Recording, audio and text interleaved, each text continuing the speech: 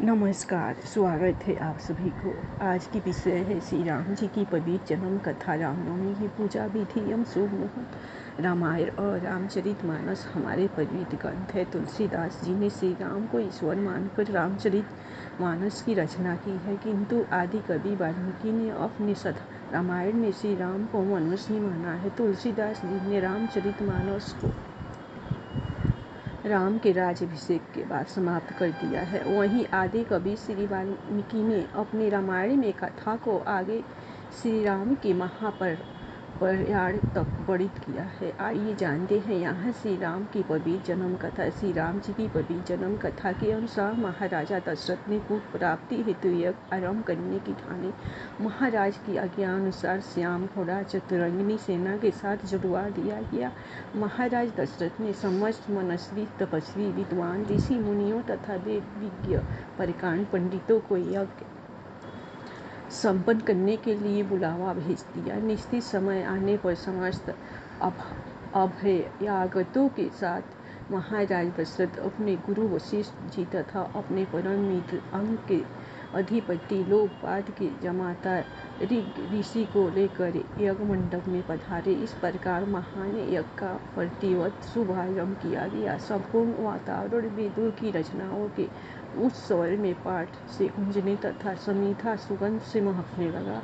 समस्त पंडितों, ब्राह्मणों, ऋषियों आदि को यथोचित धन धान्य गौ आदि भेंट करके सादर विदा करने के साथ यज्ञ की समाप्ति हुई। राजा दशरथ ने यज्ञ के पश्चात जरा खीर को अपने महल में ले जाकर अपनी तीनों रानियों में वितरित कर दिया। प्रसाद ग्रहण करने के परिणाम स्वरूप तीनों रानियों ने गर्भ धारण किया। जब चैत मास के शुक्ल पक्ष की नवमी तिथि को पुनर्वसु नक्षत्र में सूर्य, मंगल, शनि, बृहस्पति तथा शुक्र अपने अपने उच्च स्थानों में विराजमान थे।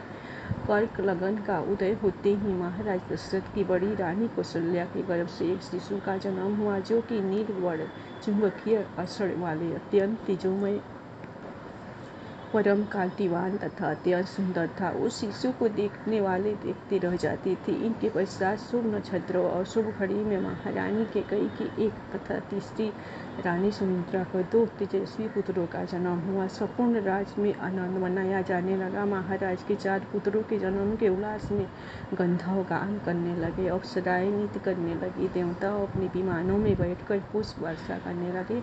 महाराज ने उन्मुक्त हस्त से राजद्वार पर आए चारण तथा आशीर्वाद देने वाले ब्राह्मणों और याचकों को दान दक्षिणा दी। पुरस्कार में प्रजाजनों को धन धान तथा दरबारियों को रत्न आभूषण प्रदान किए गए। चारों पुत्रों का नामकरण संस्कार महर्षि वशिष्ठ के द्वारा किया गया तथा उनके नाम रामचंद्र, भरत, लक्ष्मण और शत्रुघ्न रखे गए।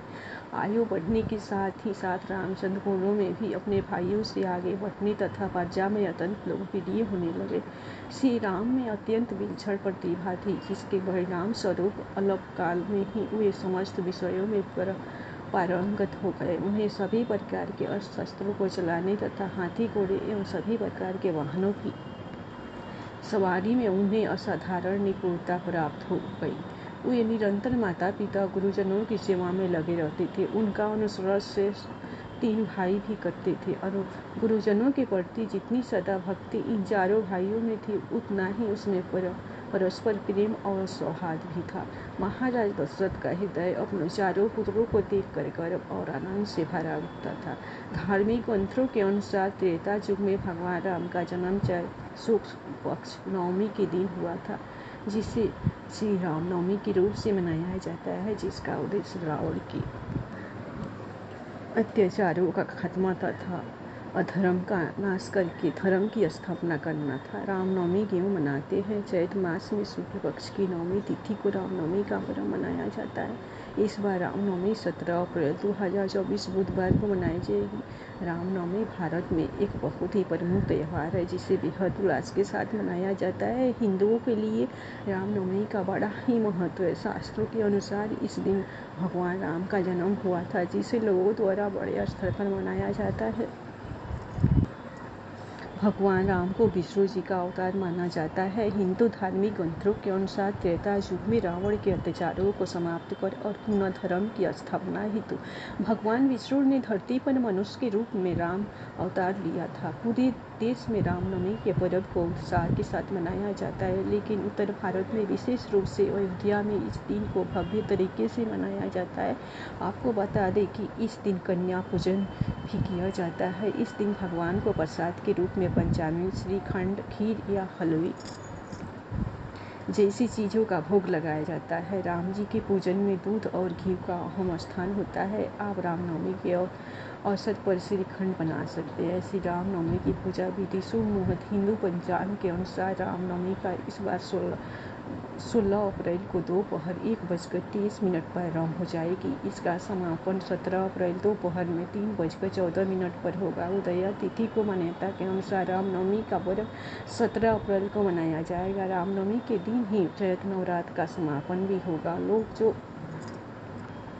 9 दिन व्रत करते हैं वे रामनवमी के दिन पारण करके नवरात्रि के व्रत को पूरा करेंगे। रामनवमी पर बने हैं ये शुभ जो रामनवमी पर इस बार पूरे दिन की जो का शुभ प्रयोग बना है। इस बार रामनवमी पर भगवान राम का जन्मोत्सव धूमधाम से मनाया जाएगा। इस दिन अश्लेषा नक्षत्र पूर्ण रात्रि तक है। रामनवमी की पूजा का शुभ मुहूर्त। रामनवमी की पूजा का शुभ मुहूर्त 11:50 से 12:21 तक का समय सर्वोत्तम रहेगा। इस समय शुभ घड़िया भी रहेगा। वैसे 11:50 से 1:38 तक का समय भी पूजन के लिए लिया जा सकता है। रामनवमी पूजा विधि एक सबसे पहले इस दिन भगवा ध्वज, पताका, तोरण और बंद नवार से घर सजाना चाहिए। फिर प्राप्त काल निष्कर्ष से निवृत्त होकर रामलला का झूला सजाना चाहिए और उसमें नवमी मूर्ति को शुद्ध पवित्र जल से स्नान कराकर नए वस्त्र आभूषण धारण कराकर विराजमान करना चाहिए। 3 मूर्ति अथवा चित्र पर धूप दीप आरती पुष्प पीला चंदन अर्पित करते हुए भगवान की पूजा करें। आप षोडशोपचार पूजा भी कर सकते हैं, जैसे मस्तक पर हल्दी, कुमकुम, चंदन और चावल लगाए, फिर उन्हें हार और फूल चढ़ाए। पूजन में अनामिका उंगली, छोटी उंगली के पास वाली यानी रिंग फिंगर से चंदन, कुमकुम, अबीर, गुलाल, हल्दी, मेहंदी लगाना चाहिए। 4 पूजन में देवताओं के सामने धूप दीप अवश्य जलाना चाहिए। देवताओं के लिए जलाए गए दीपक को स्वयं कभी नहीं बुझाना चाहिए। 5 पूजा के बाद घर की सबसे छोटी महिला अथवा लड़की को घर में सभी जनों के माथे पर तिलक लगाना चाहिए। यदि पंडित से पूजा करा रहे हैं तो यह कार्य वहीं करेगा और सभी के हाथों में मोली भी बांधेगा। 6 श्री रामनवमी पूजन के बाद हवन का विशेष महत्व है। अलग अलग सामग्रियों से हवन करने पर उसका विशेष पुण्य प्राप्त होता है। नैवेद्य पूजा के बाद श्री राम को गाय के दूध, दही, देसी घी, शहद, चीनी से बना पंचामृत अर्पित करें। इनके साथ ही श्री राम के प्रिय पकवान उन्हें अर्पित करें। ध्यान रखें कि नमक, मिर्च और तेल का प्रयोग नैवेद्य में नहीं किया जा सकता।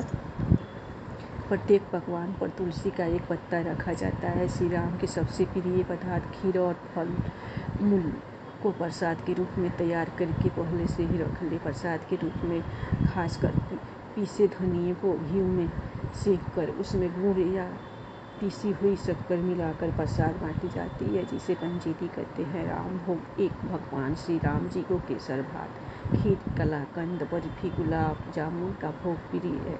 इसके अलावा हलवा, पूरनपोली, लड्डू, सेवैया भी इसे पसंद है। पंचामृत और धनिया पंजीरी 2 तरह के प्रसाद उन्हें अर्पित किए जाते हैं। उन्हें धनिये का प्रसाद